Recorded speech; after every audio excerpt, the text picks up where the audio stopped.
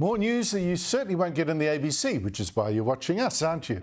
It's another week where we see great global warming scares proved wrong. Now, you remember Tim Flannery, the bone expert who the Gillard Labor government unaccountably made our chief climate commissioner.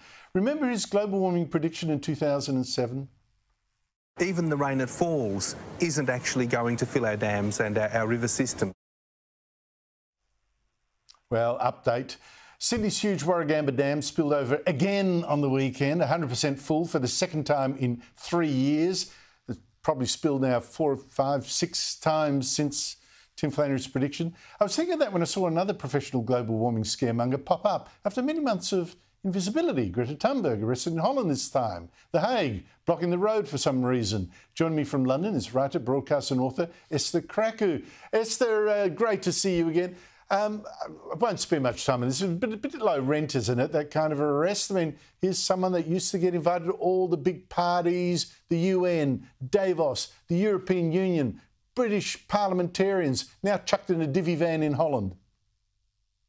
Yeah, it's exactly what she wanted to, but you know her star has fallen. It's been quite considerable. It's almost like she's just a young child screaming about something. Except she's not a child anymore. She's 21 years old. I don't imagine that it does much for the climate change cause to have a bunch of unemployed young 20-something-year-olds gluing themselves to public roads and just being a public nuisance.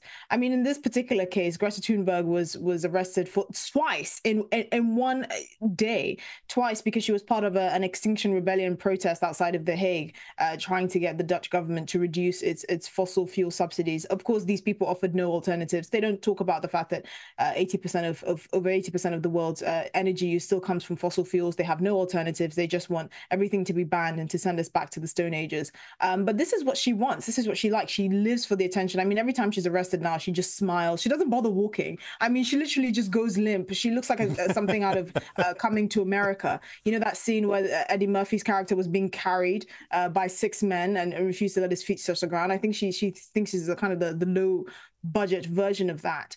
But these people are clearly irrational. They don't offer any solutions. They just sit in front of roads. They block roads. They block ambulances, and they just protest against something that they really don't have any understanding of. I mean, a lot of these fuel subsidies actually help the average working person. This is someone who is apparently for the plight of the working class, but is also advocating for policies that would inherently disadvantage them the most. So, you know, this is not something surprising. It's something very much to be expected for Greta Thunberg. I just wish they left her there. Well, it's interesting. Without her, no one in the world would know about this protest, which I think from the vision had about 30 people. 30 people. Her presence there, so, But Esther, Britain, I mean, you guys do political sex scandals like no other country I know. You had the Christine Keeler one, very famous, of course, Profumo. But the last thing that this desperately unpopular government you've got needed was another one. A government MP, William Ragg, has landed himself in a huge mess, made worse by dumping some of his colleagues in it too. What's happened? Yeah, so apparently he came under pressure from someone that he met on Grindr, believe it or not, to give out the phone numbers of his colleagues. Now, I don't know what exactly the phone numbers of these colleagues how it would be useful. You know, presumably in this industry, producers and a bunch of other people have your number, particularly if you're a public figure. But it's the fact that he shared their numbers, one, without consent, and two, to an unauthorized party. Now, William Ragg is one of the youngest Conservative MPs. He's 36.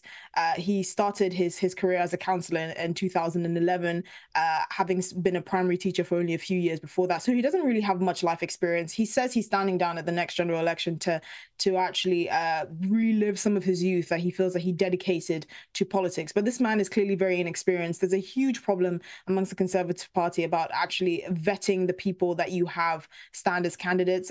You know, ironically, of all the like 60 plus MPs, Conservative MPs that have said they're standing down at the next election because they can see that Armageddon is before them, most of them are the youngest people in the party. So they're not people who are actually experienced, who dedicated their lives to public service. Exactly. They're just young people that thought they'd have a come up, and now they're probably going to get some sexy six-figure job in a Kwango somewhere after having served in Parliament.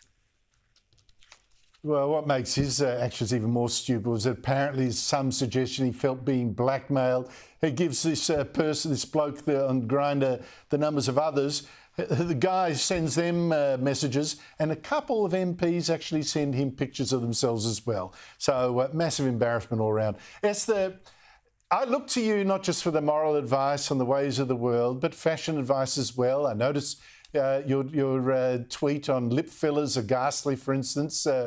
I think profound there.